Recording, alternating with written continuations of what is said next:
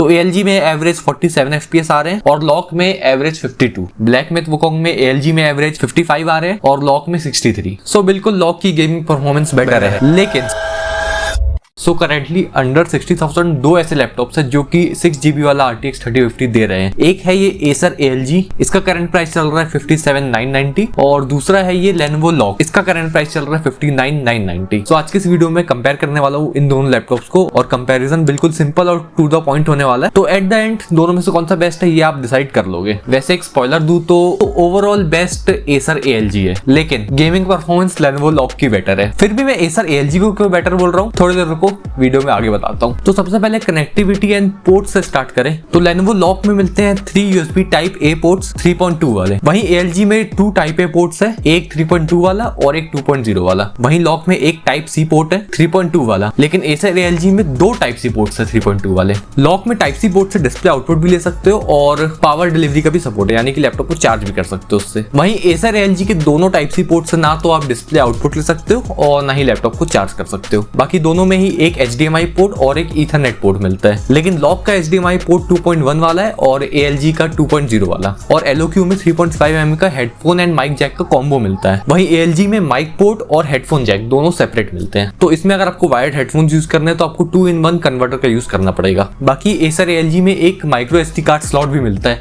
जो कि बहुत यूजफुल है। मतलब आप इसमें एक SD कार्ड लगा के अपनी स्टोरेज को एक्सपेंड कर सकते हो, और SD कार्ड तो 1 TB तक के भी आते हैं, तो काफी सस्ते में आप स्टोरेज एक्सपेंशन कर सकते हो। बाकी SSD जितना तेज तो नहीं रहेगा, पर आपके डेटा स्टोर करने के लिए बहुत सही ऑप्शन है, और ये चीज Lenovo Lock में नहीं है। लेकिन Lenovo Lock में ई-शटर बटन मिलता है जो कि आज के टाइम में प्राइवेसी के हिसाब से बहुत सही है। बाकी कनेक्टिविटी के लिए दोनों ही लैपटॉप्स में Wi-Fi 6 और Bluetooth 5.2 मिलता है। डिस्प्ले पर आ जाए तो दोनों ही लैपटॉप में 15.6 इंच का एक full HD IPS anti glare display मिलता है। रिफ्रेश रेट भी सेम है दोनों का 144 हर्ट्ज और ब्राइटनेस भी सेम है 300 निट्स की। लेकिन लॉक में आपको 100% sRGB वाला डिस्प्ले मिलता है, वहीं Acer ALG में वही 69% sRGB वाला। तो यहाँ पर लॉक के डिस्प्ले में आपको 100% कलर एक्यूरेसी मिलेगी, तो अगर आप एडिटिंग वगैरह करते हो तो लॉक का डिस्प्ले फिर आपके लिए ज्यादा बेटर है। तो डिस्प्ले वाले राउंड का विनर है Lenovo Lock। कीबोर्ड की बात करें तो दोनों ही लैपटॉप में फुल साइज कीबोर्ड मिलता है, बैक लाइटिंग भी दोनों में, लेकिन लॉक में आपको सिर्फ व्हाइट कलर की बैक लाइट मिलती है और इसमें कोई भी RGB इफेक्ट्स नहीं है। वहीं Acer ALG में आपको multi coloured fully customisable RGB keyboard मिलता है, जिसके की कलर्स आप अपने हिसाब से सेट कर सकते हो, लेकिन इसमें भी कोई RGB इफेक्ट्स नहीं है। तो कीबोर्ड वाले राउंड में तो क्लियर विनर है Acer ALG। अब अपग्रेड्स की बात करें तो दोनों ही लैपटॉप में आपको रैम की सिंगल स्टिक मिलती है। LOQ में 12GB की है और Acer ALG में 16GB की है। LOQ में रैम अपग्रेडेबल है अप टू 32GB तक, 2 रैम स्लॉट्स है जिसमें से कि एक स्लॉट एम्प्टी है। ALG की अपग्रेड हो सकती है अप टू 64GB तक, इसमें भी रैम के 2 स्लॉट्स है और एक रैम स्लॉट एम्प्टी है। और दोनों में ही 512GB की NVMe M.2 SSD pre install मिलती है। दोनों में ही ये अप टू 2 TB तक एक्सपेंडेबल है। दोनों में ही 2 स्लॉट है,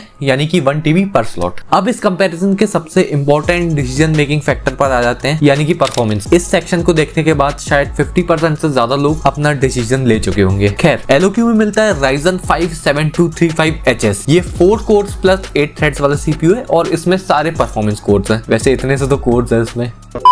ALG में मिलता है i5 13420H। ये 8 कोर्स प्लस 12 थ्रेड्स वाला CPU है, 4 परफॉर्मेंस कोर्स है और 4 एफिशिएंट कोर्स है। अब CPU के मामले में तो यहाँ पर सीधी बात है, ALG का CPU बहुत बेटर है। आप यहाँ पर देख सकते हो i5 13420H का सिंगल कोर परफॉर्मेंस ज्यादा है, मल्टी कोर परफॉर्मेंस भी ज्यादा है, बस Ryzen 5 7235HS ज्यादा पावर एफिशिएंट है। क्यों?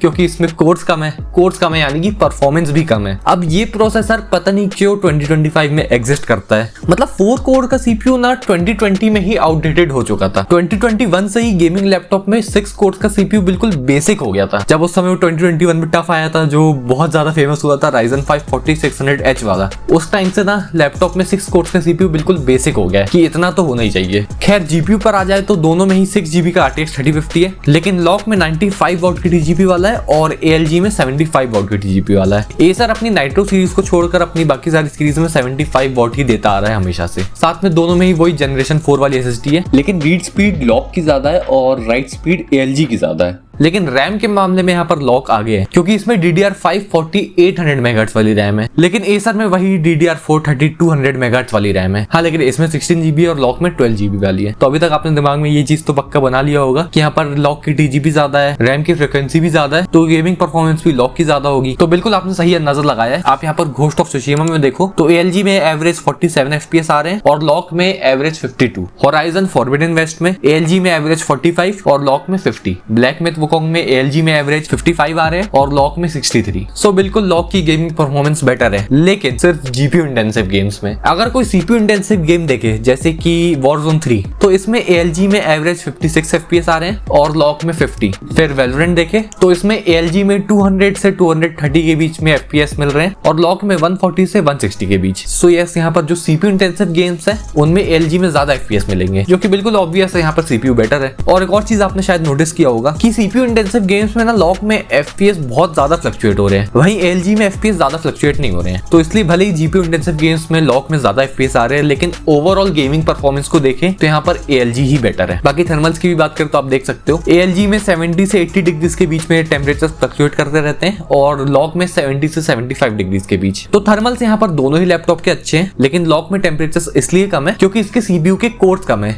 वैसे आपका लैपटॉप ओवरहीट कर रहा है या नहीं कर रहा है और कितने टेम्परेचर्स आपके लैपटॉप के लिए सेफ है, इसके ऊपर भी मैंने एक डेडिकेटेड वीडियो बना रखा है, लिंक डिस्क्रिप्शन बॉक्स में मिल जाएगी, जरूर से ये वीडियो भी देख लेना। बैटरी एंड चार्जिंग पर आ जाए तो LOQ में आपको मिलती है 60 वॉट आवर्स की बैटरी, वहीं ALG में मिलती है 54 वॉट आवर्स की बैटरी। ऑन एवरेज इसमें आपको 2 to 3 आवर्स का बैकअप मिल जाएगा, वहीं LOQ में आपको ऑन एवरेज वही 2 आवर्स तक का बैकअप ही मिल पाएगा। लॉक की बैटरी कैपेसिटी थोड़ी ज्यादा है, फिर भी बैकअप थोड़ा सा कम इसलिए क्योंकि इस लैपटॉप में iGPU नहीं है। इसकी वजह से लैपटॉप पूरे टाइम डेडिकेटेड GPU पे चलता रहता है और बैटरी ज्यादा खर्च करता है। इवन अगर आप अपने लैपटॉप पे कुछ हल्का फुल्का काम कर रहे हो, जैसे YouTube देख रहे हो या फिर कुछ PDF रीड कर रहे हो, आपके लैपटॉप का डिस्प्ले पूरे टाइम डेडिकेटेड GPU से ही चलता रहता है। बाकी लॉक में 170 वॉट्स का पावर एडेप्टर है और ALG में 150 वॉट्स का। तो एट लास्ट अब वर्डिक्ट पर आ जाए तो देखो, आपको भी देख के समझ में आ गया होगा कि यहाँ पर क्लियर ओवरऑल विनर है एसर ALG। भले ही GPU इंटेंसिव गेम्स में Lenovo LOQ में बेटर FPS आ रहे हैं, लेकिन LOQ का जो CPU है Ryzen 5 7235HS, इसमें 4 कोर्स प्लस 8 थ्रेड्स हैं, जिसकी वजह से ये CPU ना बिल्कुल भी फ्यूचर प्रूफ नहीं है, बल्कि फ्यूचर प्रूफ क्या, मेरे ख्याल से तो ये प्रेजेंट प्रूफ भी नहीं है। तो इन दोनों के बीच में आप बिल्कुल आग बंद करके एसर ALG ही लो, LOQ को बिल्कुल भूल जाओ। बाकी फैन बॉस तो हर ब्रांड के होते हैं, मुझे पता है अभी भी कोई ना कोई पक्का Lenovo LOQ का ये वाला वेरिएंट जरूर लेगा। खैर चलो, आज की वीडियो में बस इतना ही रखते हैं, और ऐसे किसी और लैपटॉप्स का कंपैरिजन आपको देखना हो तो बिल्कुल मुझे कमेंट सेक्शन में बताना। फिर बनूंगा आपसे ऐसे किसी और वीडियो में, तब तक वीडियो को लाइक करें, शेयर करें और चैनल सब्सक्राइब जरूर करें।